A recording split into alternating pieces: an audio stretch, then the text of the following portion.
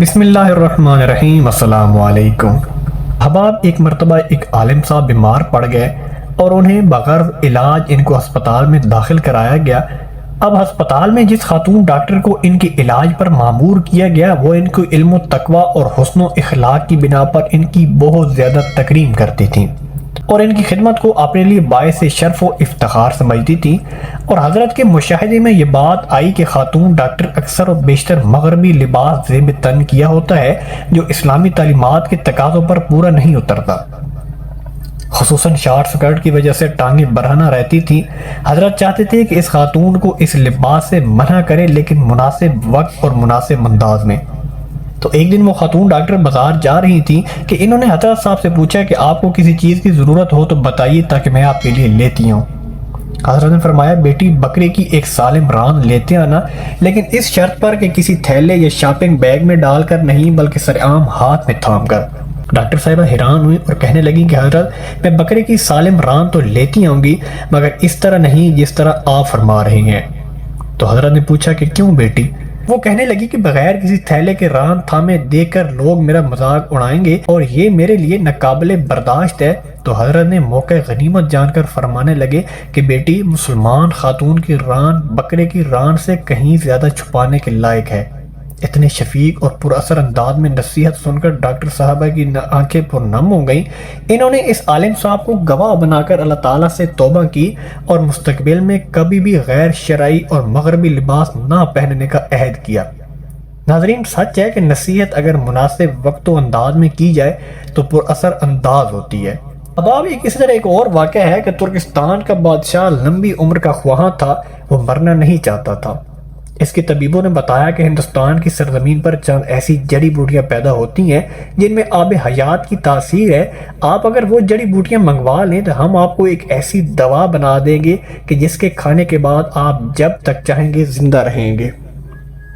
Turkestan کے بادشاہ نے 10 لوگوں کا ایک وفد تیار کیا اور یہ وفد ہندوستان کے راجہ کے پاس بھجوا دیا۔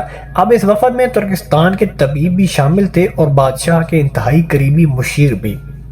وفد نے ہندوستان کے راجہ کو ترک بادشاہ کے پیغام پہنچا دیا۔ راجہ نے پیغام پڑھا، کہکا لگایا اور سپاہی بلوائے اور وفد کو گرفتار کروا دیا۔ اب راجہ گرفتاری کے بعد انہیں سلطنت کے ایک بلند و بالا پہاڑ کے قریب لے گیا۔ اس نے پہاڑ کے نیچے خیمہ لگوایا، ان 10 لوگوں کو اس خیمے میں بند کروایا اور اس کے بعد حکم جاری کیا کہ جب تک یہ پہاڑ نہیں گرتا تم لوگ اس جگہ سے کہیں نہیں جا سکتے۔ تم میں سے جس شخص نے یہاں سے نکلنے کی کوشش کی اس کی گردن کاٹ دی جائے گی۔ اور راجہ نے اپنا فوجی دستہ وہاں چھوڑا اور واپس شہر آ گیا۔ اب ترکستانی وفد کو اپنی موت صاف نظر آنے لگی۔ وہ پہاڑ کو اپنی مصیبت سمجھنے لگے۔ مشکل کی اس گھڑی میں اللہ تعالیٰ کے سوا ان کا کوئی مددگار نہیں تھا۔ وہ زمین پر سجدہ ریز ہوئے اور اللہ تعالیٰ کے حضور گڑ گڑانے لگے۔ وہ صرف کھانا کھانے، رفع حاجت یا پھر وضو کے لیے سجدے سے اٹھتے تھے اور پھر اللہ تعالیٰ سے مدد مانگنے کے لیے سجدے میں گر جاتے تھے۔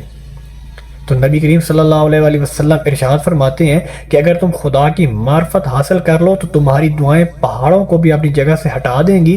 اللہ تعالیٰ کو ان پر رحم آ گیا، چنانچہ ایک دن زلزلہ آیا، زمین دائیں سے بائیں ہوئی، پہاڑ جڑوں سے ہلا اور چٹانیں اور پتھر زمین پر گرنے لگے۔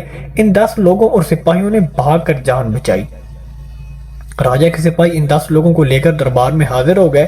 انہوں نے راجہ کو سارا ماجرا سنایا۔ راجہ نے بات سن کر کہکا لگایا اور اس کے بعد ان 10 الچیوں سے کہا کہ آپ لوگ اپنے بادشاہ کے پاس جاؤ، اسے یہ واقعہ سناؤ اور اس کے بعد اسے میرا پیغام دو۔ اسے کہو 10 لوگوں کی دعا جس طرح پہاڑ کو ریزہ ریزہ کر سکتی ہے، بالکل اسی طرح 10-20 لاکھ عوام کی بد دعائیں بادشاہ کی زندگی اور اقتدار دونوں کو خاک میں ملا سکتی ہیں۔ تم اگر لمبی زندگی اور طویل اقتدار چاہتے ہو تو اپنی لوگوں کی بد دعاؤں سے بچو، تمہیں کسی دوا یا کسی جڑی بوٹی کی ضرورت نہیں رہے گی۔ احباب، میں امید کرتا ہوں آج کی ویڈیو آپ کو اچھی لگی ہوگی۔ اگر ویڈیو پسند آیا تو پلیز میری ویڈیو کو لائک اور میرے چینل کو لازمی سبسکرائب کر دینا اور بیل آئیکن کے بٹن پر کلک کر کے آل پر کلک کر دینا تاکہ ہر آنے والی نئی ویڈیو کا نوٹیفیکیشن آپ تک پہنچ سکے۔ ملتے ہیں انشاءاللہ نیکسٹ ویڈیو میں، تب تک محمد اسلام کو دیجیے اجازت۔ اللہ حافظ۔